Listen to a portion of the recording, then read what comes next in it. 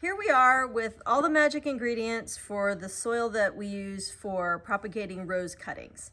For the purposes of this demonstration, I have exactly 2 gallons of sphagnum, which is peat moss that's dry, and 2 gallons of perlite, which I believe is the number 3 size. It comes in different size chunks, but for this is generally the size you'll find in potting soil, so this is what we use. I've got a 5-gallon bucket of water, just so that we have enough on hand. I've got the hod that I'm going to mix it in, the 32-ounce container so that we can kind of keep track of how much water we put into this to get it to the right consistency, and then my safety equipment. With this material, it's very dry, it's very dusty, it's terrible. These are both terrible to breathe, and you don't want to touch them with bare hands, so I use vinyl gloves, latex gloves, rubber gloves, kitchen gloves, some eye protection, and some breathing gear just while the material is dry. After it's moist, it's pretty safe to be around. I wouldn't worry that much about it. So we're just going to launch right into this, and I'll show you how we do it. So we're going to start by just putting this in the hod lightly, and you can see that it is quite dusty. I spread it out uniformly. I have all my safety gear, so mask, goggles, gloves. Make sure you do them for this part. So there's a significant amount of clumpiness. You want to break those up as much as possible before you get the moisture in. It's going to help you with mixing later. You can break them up when the water's already in there, but it's just a little more tedious. Everything's going to stick to your gloves. So I do a pass through first, where I just break up as much as I can. You're still going to find some later, but if you do the major work now, you're in good shape once you start adding water.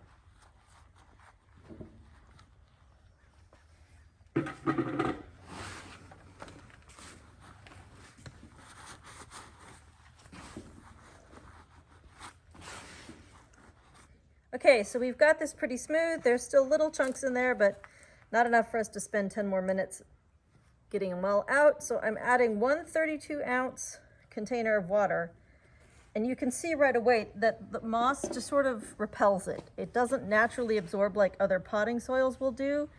So you're gonna have to work it kind of like bread dough, kind of like batter, until you see that it's starting to absorb. And I'm gonna do this with one hand right now just for cleanliness. But that's 32 ounces of water gone, and you can see it's hardly moistened anything at all, and it's still quite, even the moist parts are still quite dry. So we're going to add 4 more of those.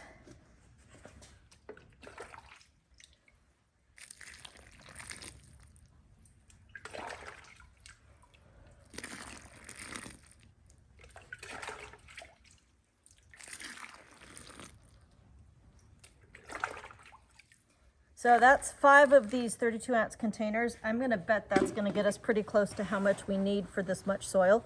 But this is all I do, is I try to work the moisture into the soil one small section at a time. Once you get some to absorb it, it tends to have a neighborly effect where you pull some of the dry into some of the moist, and it's a little easier to get it all. If you're just working all dry all the time, you seem to make no progress. But if I pull a little bit of dry into some of the moist, I have the impression of progress. I might just be fooling myself, but that's how I do it. And you can see this is not going to leave me with a ton of standing water here.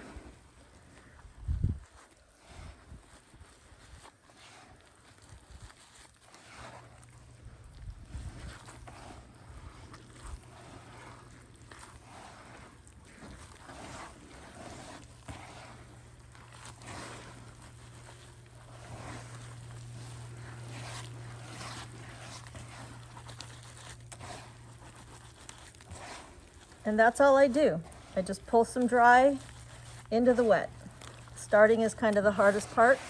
So pick a small section and work it until it's moist, and then you can just keep pulling the dry sections into the already moist sections. And you'll see those last little bits that were clumped up are getting smoothed out in this process.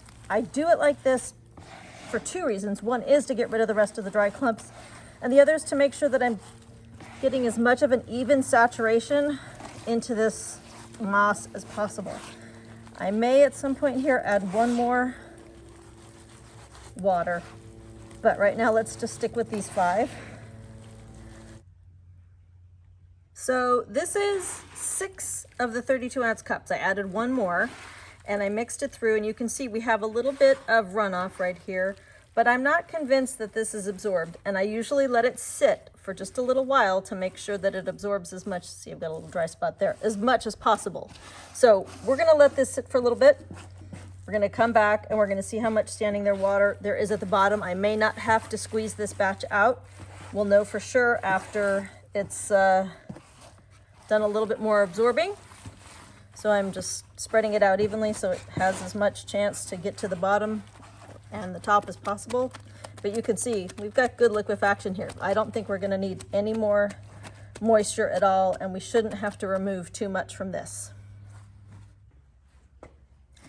Well, let's see how we did on moisture. It's been about an hour and I don't see any standing water or water pooling into the center, so we'll do the squeeze test.